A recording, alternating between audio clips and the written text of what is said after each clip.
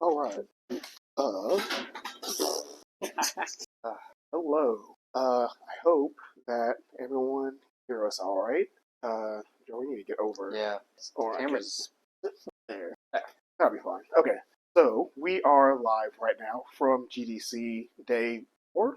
Yeah. This is Thursday. And since this is our normal meetup night, we decided to just throw up a stream real quick. I know it's late where you guys are right now, but it is just now 7 p.m. So we just decided to talk about what all we've seen and the swag that we've gotten so far. And I guess we'll just start from the beginning, I guess. The first 2 days of GDC are basically summits that happen before the expo proper. And that includes things like the Unity roadmap, and different tracks have their own summits. So there's a Unity track, audio track, AI track, indie game summit. Joel has the pass too, and I just have the regular Expo pass. Joel has indie summit pass. So I'll let him start with what. Well, the biggest thing I saw was a lot of Unity bashing. Pretty much every Summit talk was complaining about Unity and how Unity was wrong. The first talk I went to was C-sharpifying your game engine, about how to bring C-sharp into different game engines or your own game engine, so still use C-sharp and not Unity. And then the next talk I went to was building your own game engine. That one was also about away from Unity and your own game engine. But that one was pretty good because they talked about, instead of a commercial engine, build your own tiny public libraries that does just exactly what you want. Cool. The talks that I went to weren't that many, but it was the Unity roadmap, which they just threw up on YouTube like an hour ago. So you all can see all the latest and greatest from you. There's a lot of AI talk going on with regards to Unity and Centis, which is their kind of onboard, on-device neural network inference engine. So you don't have to contact the cloud and do cool AI stuff. Yes, that was about it for. We went to. That was Tuesday. Tuesday was the Unity XR game night. Monday we did the XR developers meeting. Yes, we did. We did that, and thanks to Kat for giving us the tip on that. They had actually booked the wrong bar at first, so everybody was very confused when we rolled up there at like 6 o'clock, and they have some kind of private function going on. But they ended up going across the street for the proper function, which they were not prepared for there either. They were not. It was but fun. They were troopers, and they actually got us all taken care of. And it was a real nice time. Met a bunch of cool folks working there. So what was today? Tuesday was Tuesday. Tuesday I went to a bunch of talks that were kind of more marketing your game and how to go about marketing. And one of the big things that I mentioned, making a trailer before your game. So getting a trailer out there and validating that your game idea is good, that is traction, people are excited about it. So if you want a commercial game, start there before you put too much into it. They mentioned a YouTube video called Showcasing Indie Games, which I have not looked up yet, but they said it was a very good YouTube video to go check out. They mentioned that you may want to actually work with someone who professionally makes trailers for your game. I know they mentioned Derek Yu. Yeah, Derek he's the trailer god. He is. And if you want him, you're probably going to be waiting months and months until the schedule clears out. But there are plenty others out there. Yep. And I did not see a whole lot on Tuesday. But Tuesday was the Unity Muse, where they demoed some of the new upcoming features from Muse, which is the Muse Animate and Muse Behavior. Muse Behavior is what it's called.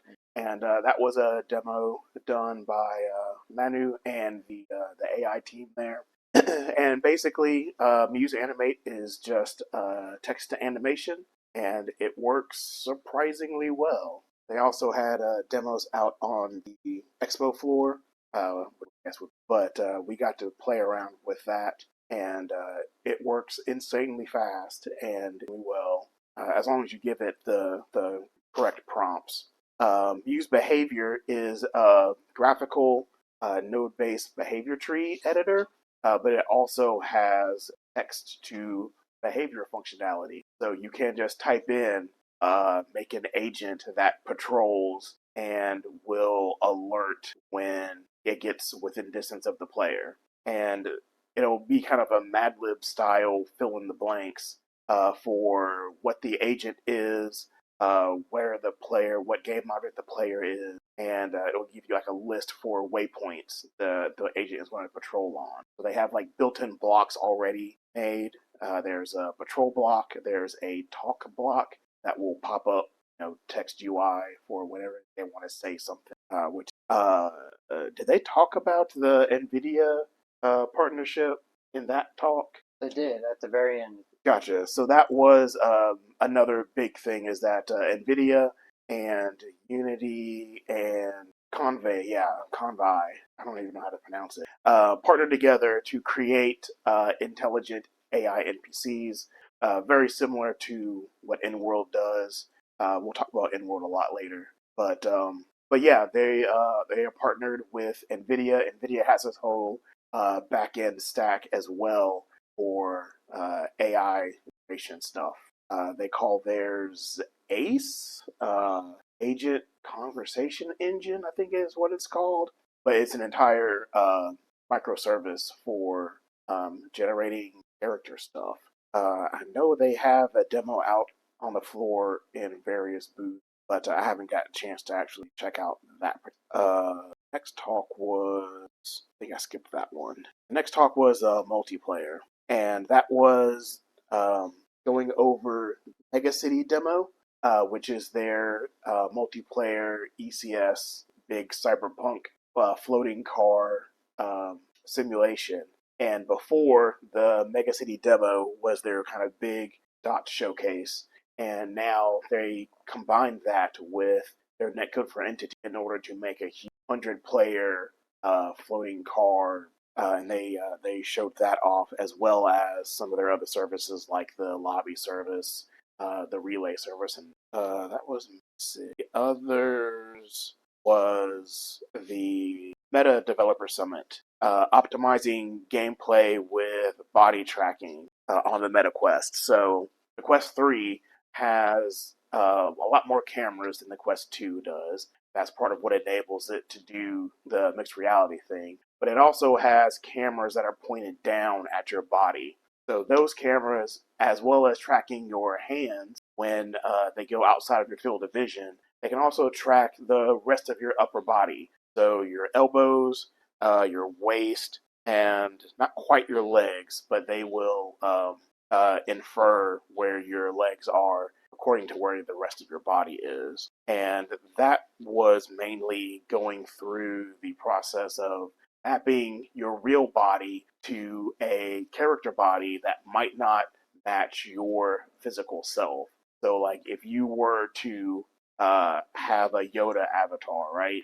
Can't really control that with your actual meat body. So, you'll have to do some funky math stuff to shrink your movements and your arm width down to what a Yoda is. And they have components in Unity that will do all that for you. That was actually, was that it for you on?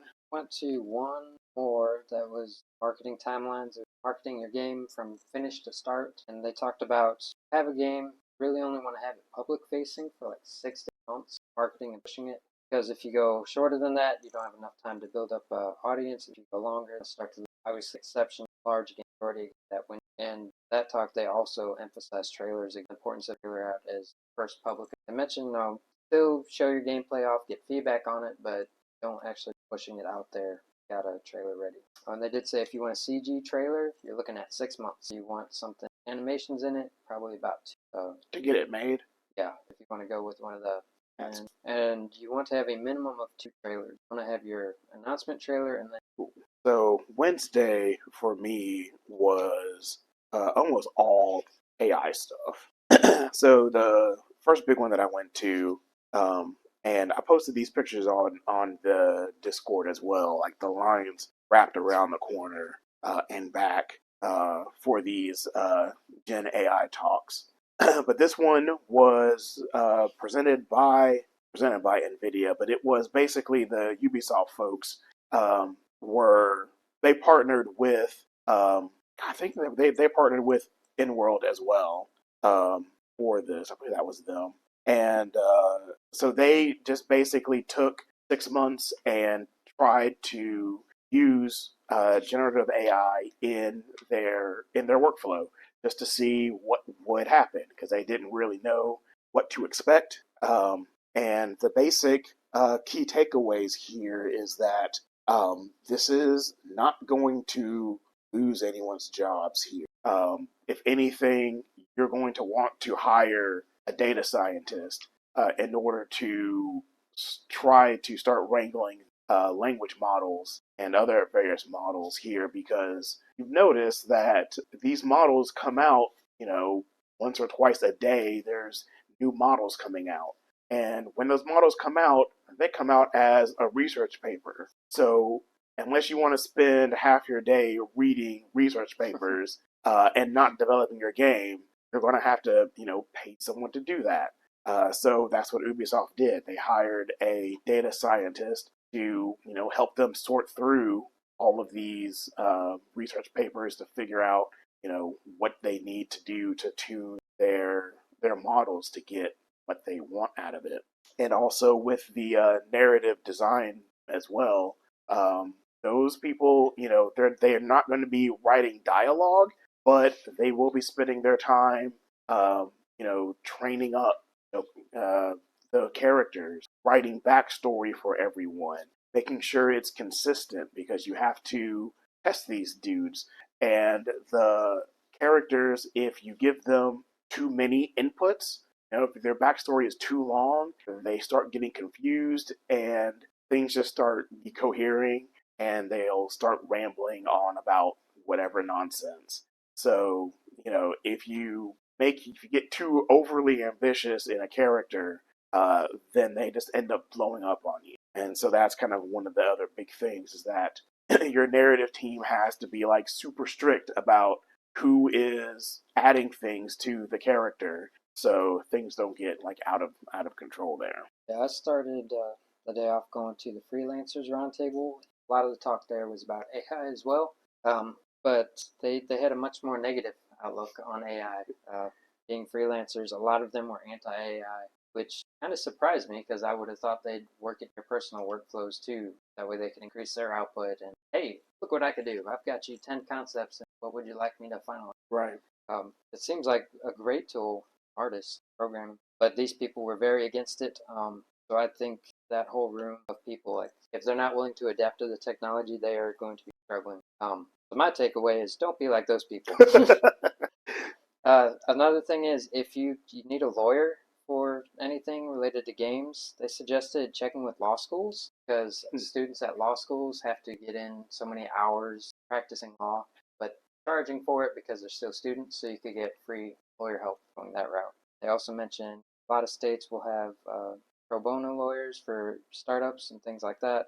That we do in our area, but maybe worth looking at. Yeah, there are a couple of lawyer booths on the expo floor. Uh, That's where cool. The round table that I went to was the local game community organizers round table, and I'll probably be getting with some of you guys about this as well. But it was mainly section I was in was dealing with growing the community and outreach and that kind of thing. And one of the bigger takeaways is that success does not always mean that you are doing, 6 events a month with, hundreds of people in each event.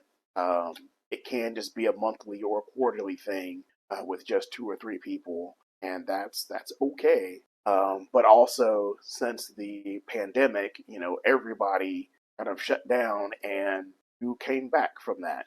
So a lot of people went remote. We did as well right now. But one thing that I just hadn't thought about is that, like, you can just ask folks to Skype in on you. So pretty much anybody, you can just, cold call them. Oh no, my battery. You can just cold call people and just ask if they want to talk to your group. And a lot of people will just say yes. It might not be immediate. Hey, okay. Yeah. I think we're back. Well, I guess we'll have to check the recording to make sure that's all right. So, what was I talking about? The outreach. So, I am going to be reaching out to various contacts to see if we can't get more people streaming stuff to us. So yeah. See, after that was it's that one. That one got full. There was one Wednesday afternoon was called the AI Revolution, expert-led discussion on generative AI's potential in gaming, and that was just led by folks from EA, Unity, Bungie, Roblox, and they were just basically talking about the future and where all this will end up leading, and they were overall positive on it, but just cautioned that things have to be done ethically and conscientiously of the human cost of all of this. The last talk I went to was the transforming gameplay with AI NPCs. This was with between InWorld, NVIDIA, and Oracle. So InWorld also partnered with NVIDIA for a what was it called? Covert something or other. Basically, the idea was that you are a detective in this lobby, hotel lobby, and you are trying to get information on this criminal that his partner is staying in this hotel. And you have to walk around and talk to people, find clues, and eventually get information out of this guy's partner that you need in order to finish your case. And it's basically how they were using. This was made by NVIDIA, partnering with InWorld and Oracle.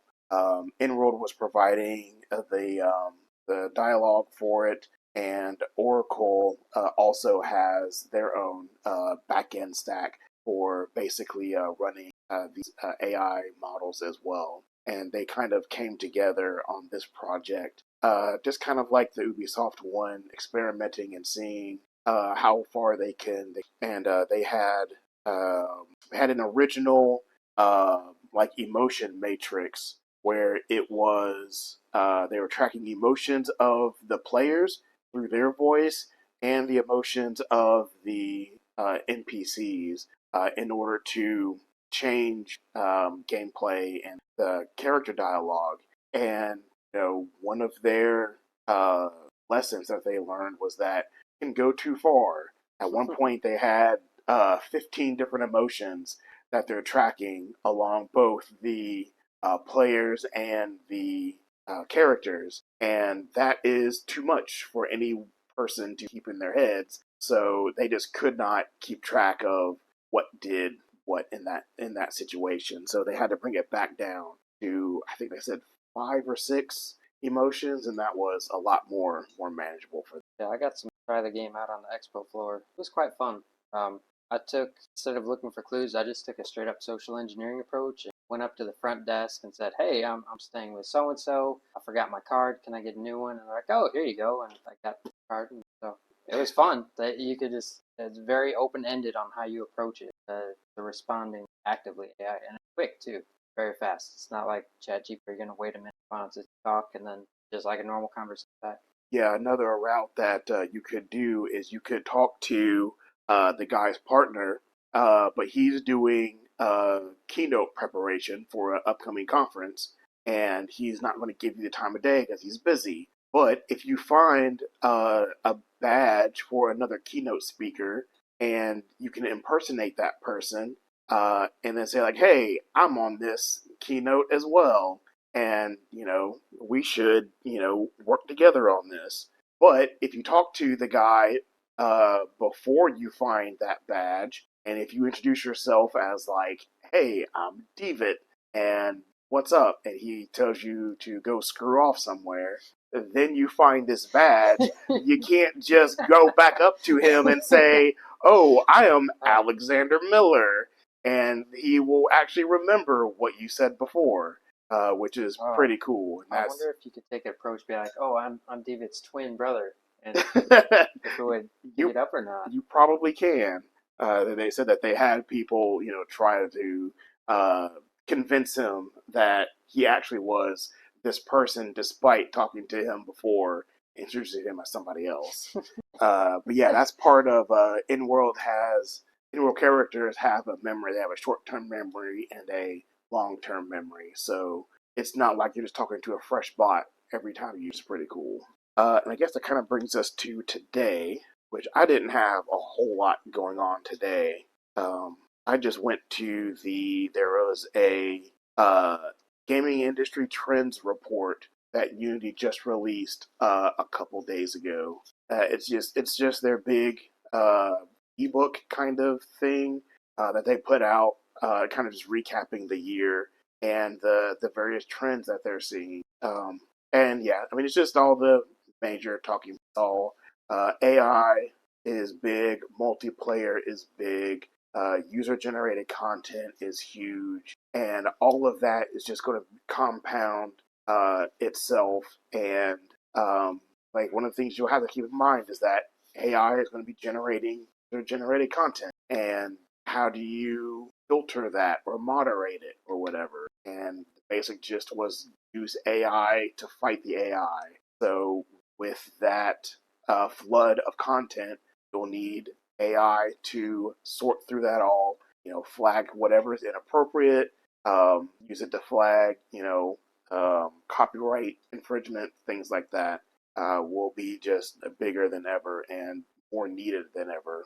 Yeah, a few other things they mentioned in that talk were, which caught me by surprise, was co-op games. That co-op games are huge next to what they're predicting, as opposed to just the massive brawlers that we had lately. It's going back to sitting together, working together towards a common goal. Yeah, like with the pandemic, a lot of people, um, especially in like the board game group, um, a lot of solo games have come up. A lot of co-op games because you can't get everyone together, once a week to play Dungeons and Dragons or whatever for 5 hours at a time. So a lot of games are moving towards having solo modes and co-op modes where you can just play with your wife for through a campaign that's kind of run by the book or whatever. So I think that is going to be crossing over into. Yeah, and yesterday I met with Jason De La Roca and Chris Zerkowski, guy that does how to market a game and all the Steam page reviews.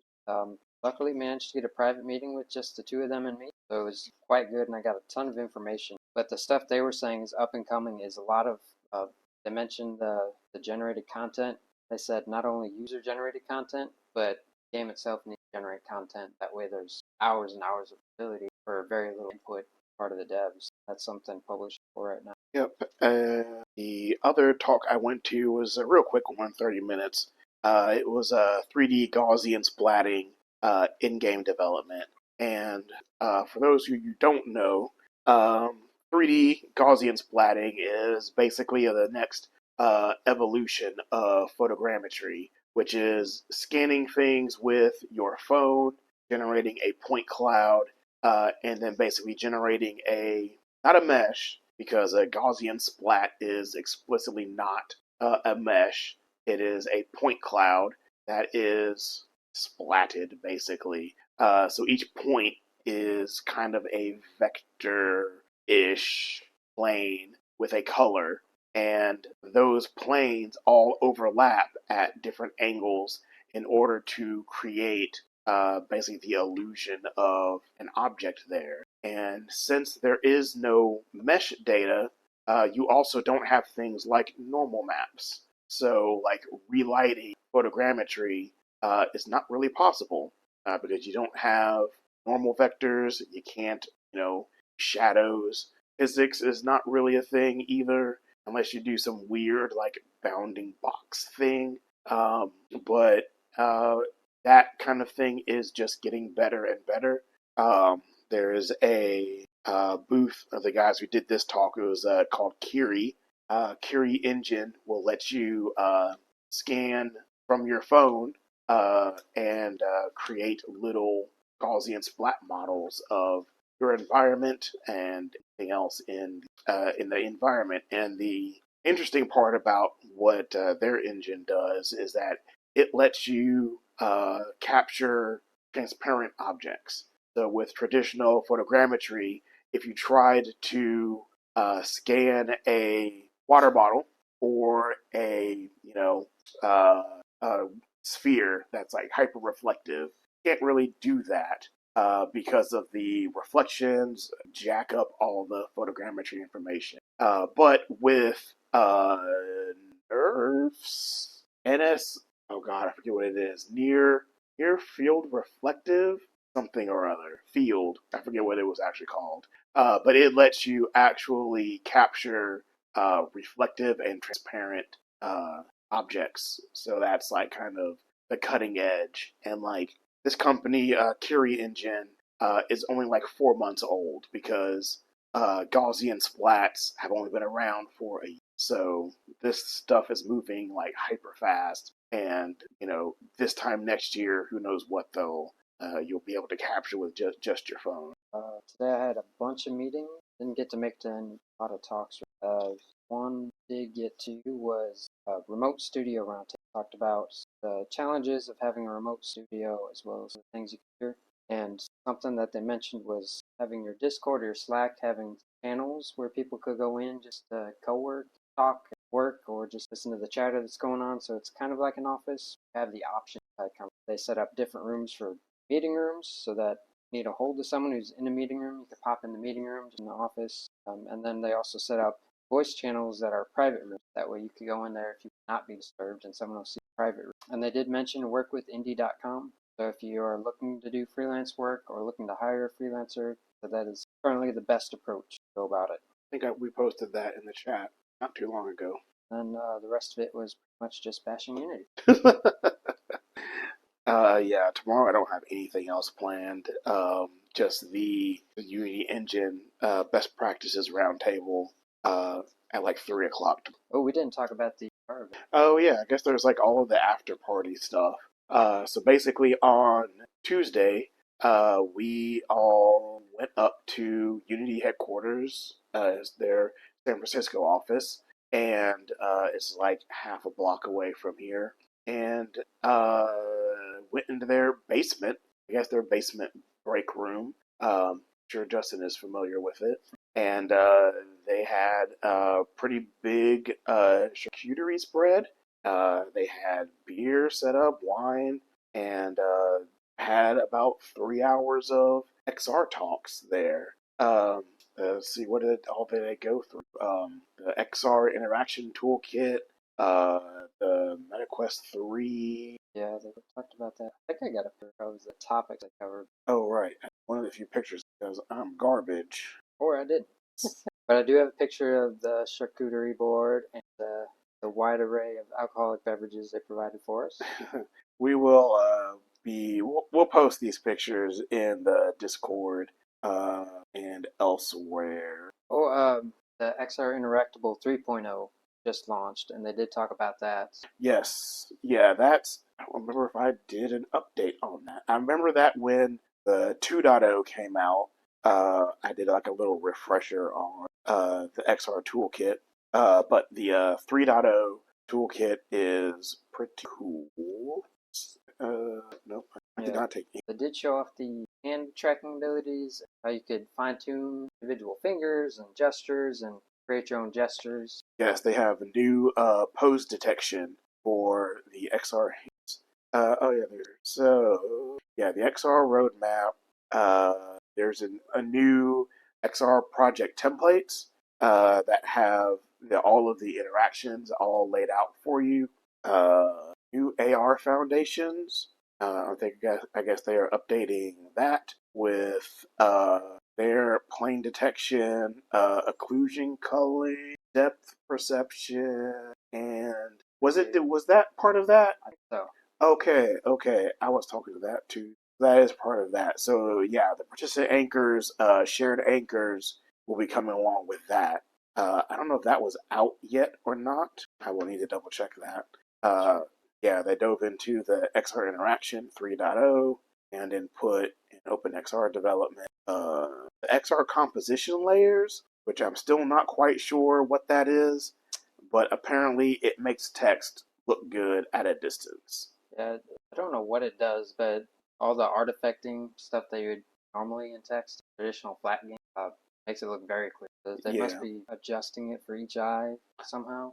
I guess I'm I not don't not know. entirely sure, but apparently it's a thing and it works. I mean, I don't know if you'll be able to read it at a distance, but you won't get that weird like shimmering artifacting effect that you usually will get with text. And they talked with some of the other guys who have created with mixed reality in the past, and then talked with the guy who did Laser, Cubism and Laser Dance is laser his that's new it. game. The guy who did Cubism is pretty prolific on social media.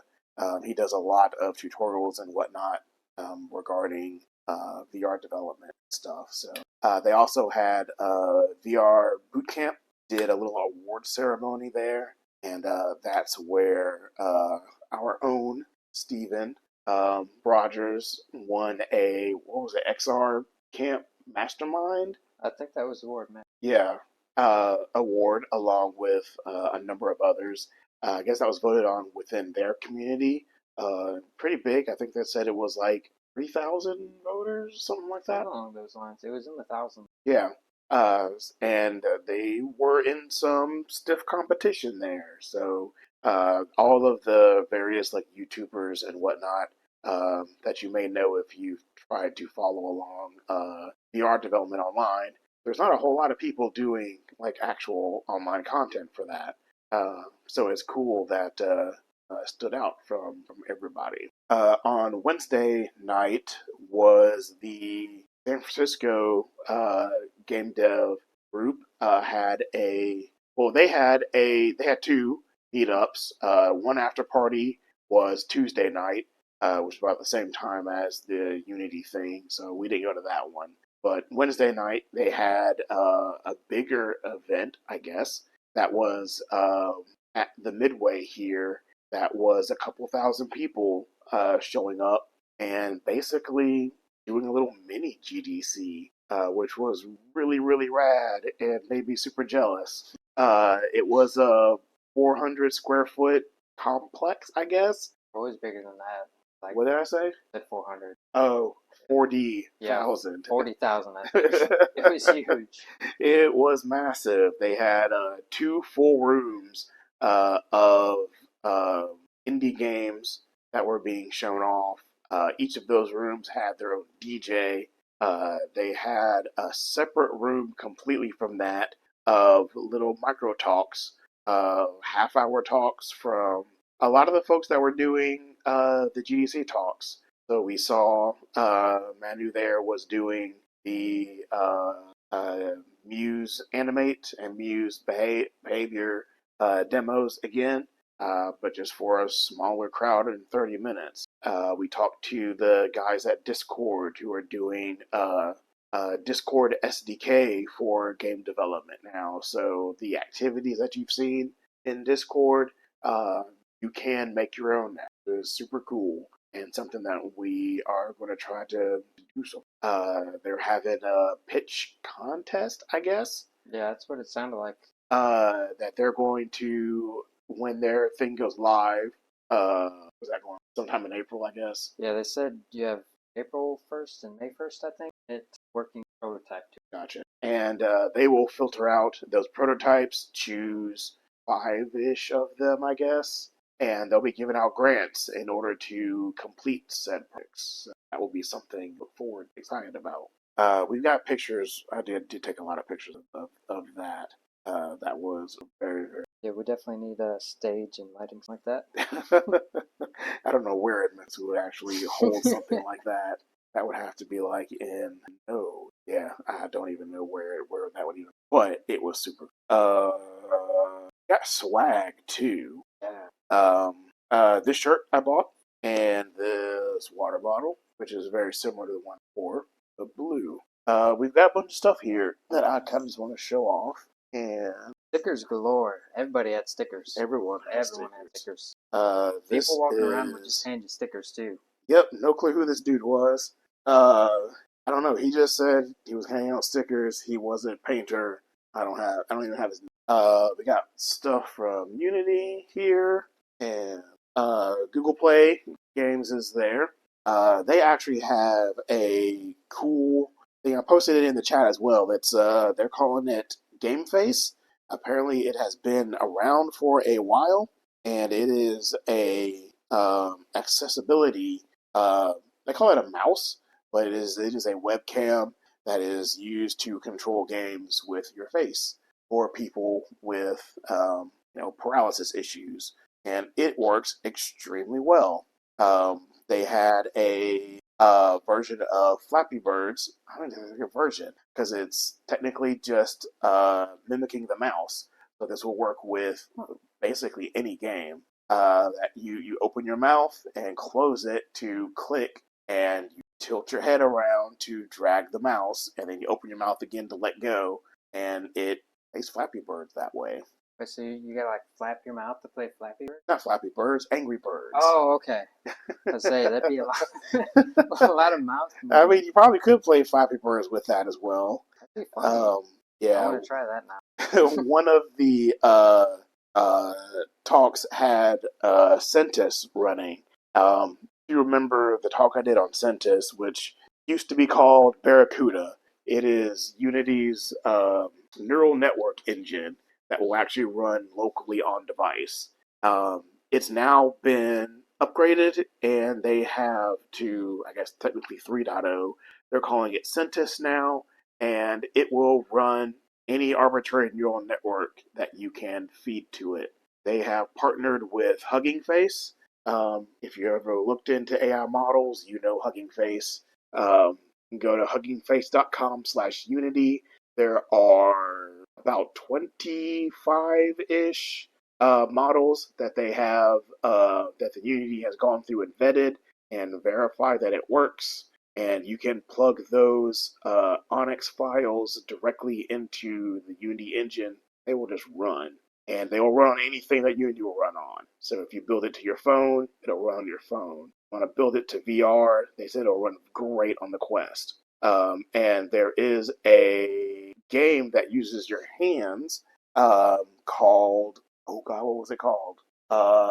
Give Pedro a Hand or something like that, where you use both of your hands, and there we go. And you can grab individual pieces. There's a like right hand piece and a left hand piece that you can grab and kind of manipulate different blocks and things to help this little dude go across to the end of the screen. And it will detect your hands where it is on the screen. You can do poses, and it will recognize those as well. And they had that just running on a laptop, and it worked great. Even out on the show floor, with all the garbage going on out there, it worked. It worked really well. But anyways, this kind of sweater shirt is actually really nice here. You guys can't feel that, but here, check that out. Oh It is. wow, It is a sweater. that is a nice sweater. Oh, Yeah. that's like the unit or the GDC ones they're selling. Like, Yeah. very good quality.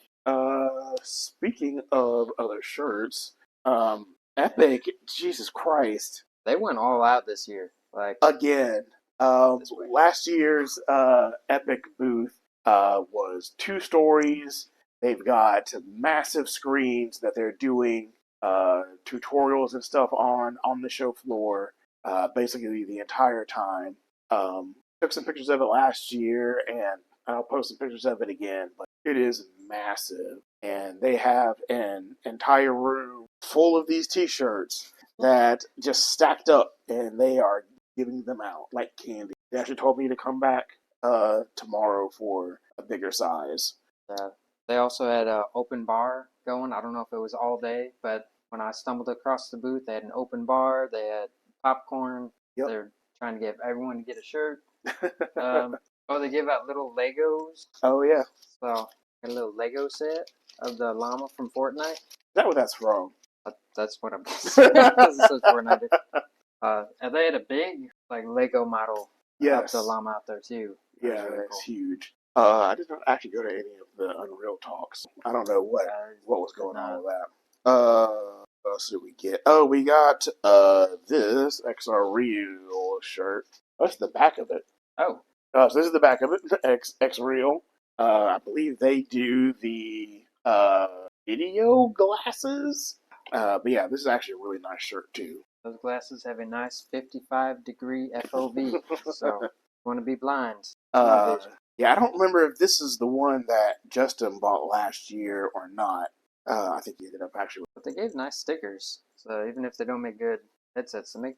I guess this counts as swag, maybe. Um, Unity was giving out gift cards. Oh, When you talk, because their booth is super tiny. They are doing the professional headshots there, which is actually taking up a good chunk of their booth, yeah. actually. You know, depending on how you feel about Unity, that might be a bro move or a dick move after laying off so many people deciding to give Oh, away I didn't even think about free that. headshots. That's yeah, but I went and got some made.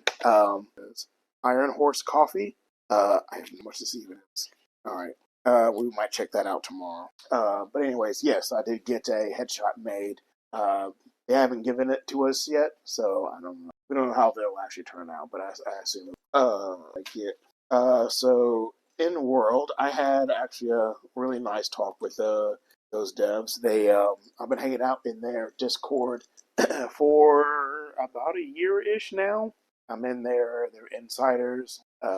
Made a program, I should call it. And they wanted to talk with me about what I want to do with InWorld, what I have done with them, what I would like to see in the future from them. And that was pretty great. They are going to get more into beyond doing just dialogue. They want to do character actions as well. So right now, when you say something to it, they have a goal system that will trigger certain goals from intent that they detect from what you say. So if you were to say, give me your latest quest, that will trigger an intent to give the player a quest, and then that will kind of move the conversation that the AI is talking to uh, that kind of as you call it topic, I guess. But you can give it specific things to say when it hears to give you a quest. Have a number of quests to give it. It will send a trigger to the game engine, which then can do all your UI stuff for quests. And yeah, I think there's going to be some good things, some big things from those guys. They partnered with Microsoft as well as what else is there? There is a NVIDIA did their covert cyberpunk, and there's also an MMO there that is also using InWorld for all of their. And I asked them about how that was costing them, and basically they said it was cheaper than hiring writers and voice actors to script everything out manually. So they come out ahead. That was really. I think I got the gaming cookies in World Cookies. I haven't seen that. Jet Cola. So Jet Cola is in the Control Alt GDC area, and this area is all about alternate controls. And so the games themselves are of varying qualities, but the standout is always the control that you use for them. And Jet Cola is a bottle of soda that you shake vigorously for about 60 seconds, and at the end of that, it launches out into space. And depending on how hard you shook it, it will fly higher. And I think the goal was to like get out to Pluto or something. And right now, I don't know if they were. I had second place when I did it, and I got out to Jupiter. All the way to Jupiter. Yeah. Wow. So when you get to Jupiter, you actually get to shake again to refill, and so you can go even further. I didn't know at first. I lost a few seconds. But yeah, it is actually really cool. Yeah, it's fun. I've got some videos of people out there shaking the soda bottle. Some people really got into it. It was great. I looked at some of the others. The only other one I played was Boss Blind Brandy, Yes, I where played that. you are A busybody. yeah, you're a rich guy, I guess, and you have your glass of brandy. Let's get into the camera. And you have to swirl your brandy like this, and to build up your power, and then you use your finger to look through the blinds and stare at your opponent, and that's how you attack them. So you just have to keep swirling your wine and look through the blinds and glare at your opponent. Yeah, and they are doing the same thing. Yeah. So if you both peek at the same time, that's how you get hit. So whoever gets caught peeking will lose. And it is super interesting because there's just a little weight in a glass that you swirl around, and it is super effective. It actually feels like you're swirling around liquid in this thing, and it's just a little wheel in a glass that a little weight in it. It works really, really well. It's so fun. It's super simple. It is super simple. The blinds have little contacts in them on the bottom and the top, and when they connect there, when you push them down, they connect, and that makes the trigger, so they see a mouse click. But yeah, it is super cool. There is a barcode scanner game where you are scanning barcodes from a laser printer, and also on the screen, which I did not think would actually work. But yeah, you can read barcodes from a screen from just a little commercial retail barcode scanner, and you scan orders from this LaserJet receipt printer that spits out a whole bunch of orders, and you have to scan the order that pops up on the screen.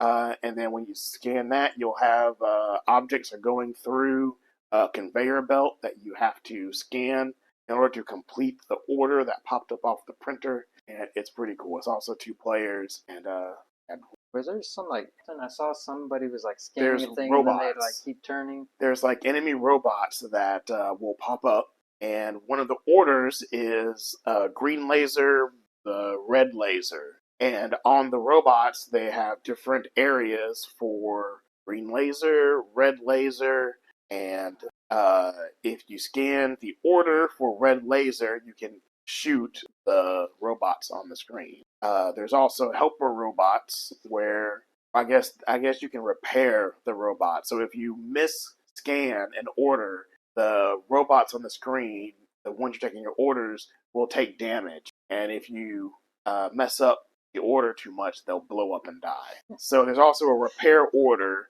where you scan the repair and then you can repair the different robots. That was fun too. That's a cool one. There was another one that is uses forearm sensor that they use for prosthetics, and they are using this game to help children with prosthetics to use their prosthetics arms. Cool. And the game is when you flex your arm, the little motorcycle will go forward. When you relax, you will slow down, and this just helps them get used to contracting their muscle in order to move the prosthetic arm, because that's where the sensor is on the arm there. And that was actually Saw there was also one that you played with wheelchair.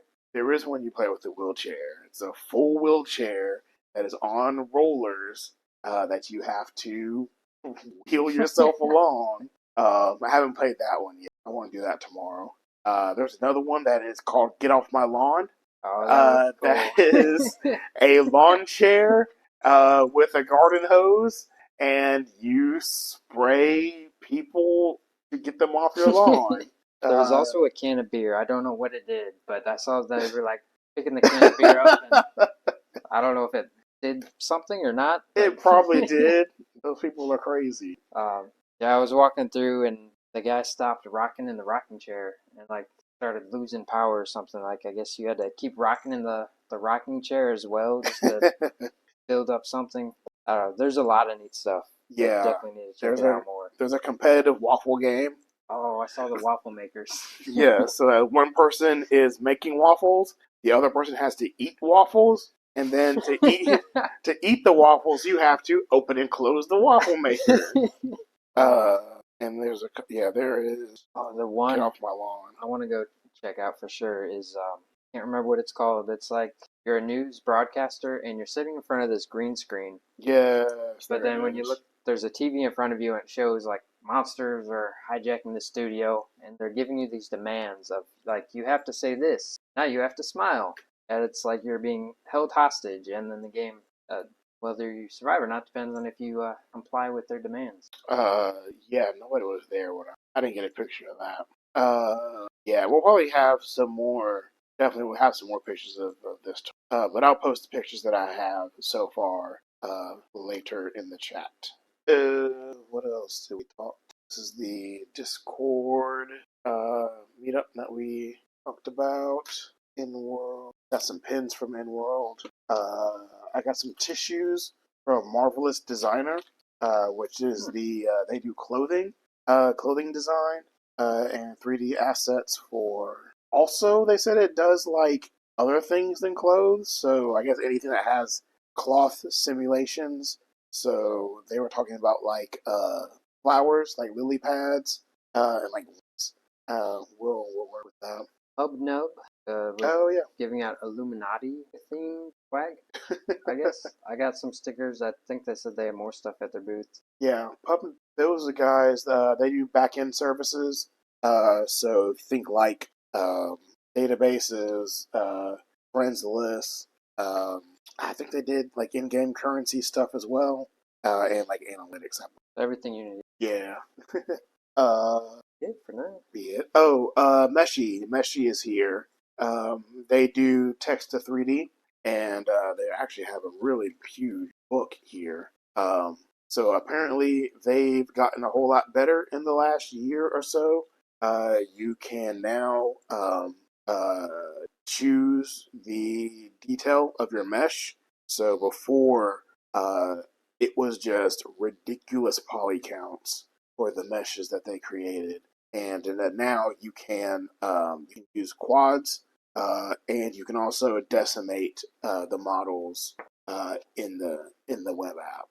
I haven't used it lately, but what they have on demo so far is pretty impressive. And this is the book that they gave us. I haven't put this online, but it is very cool. Stickers. We did get the lanyard here from Yeah. magiccircle.gg. Uh, this is basically a party game. Actually, put the barcode up here. You guys might be able to scan that. It is basically a phone party game where you kind of like a Jackbox type thing where you can play these party games locally with your friends on your phone. Okay, I think that is it. I've got pictures of a bunch of slides and whatnot, which there was Day of the Devs. Day of the Devs is here as well, as always.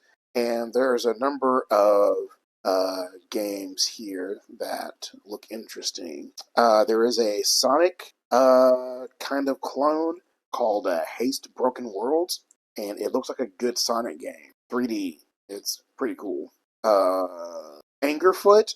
I just like the name. But it looks like it is a kind of a boomer shooter, and I guess the left click button is just your foot. So you just kick straight out, and it is hilarious because you just kick down doors, kick enemies.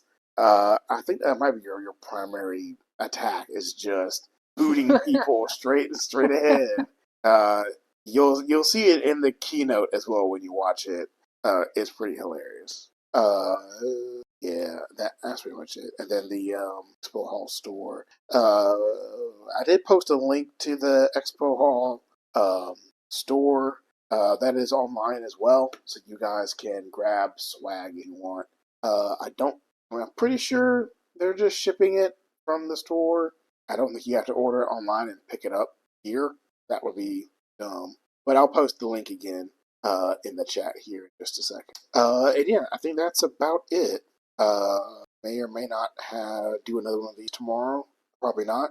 Oh, one more thing I want to mention is that the bathrooms convention center had signs that said "Do not drink the water." So, in case anyone wanted to drink from the toilets, they do have signs warning. I don't know if you. I did not. What? Yeah, it is non-potable water. Do not drink right above the toilet.